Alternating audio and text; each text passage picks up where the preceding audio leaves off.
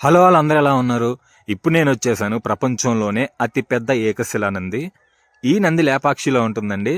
ఈ నంది మెడలో ఈ నగలు చూడండి, నగలు, గంటలు అసలు ఎంత డీటెయిలింగ్తో ఉన్నాయో చూడండి.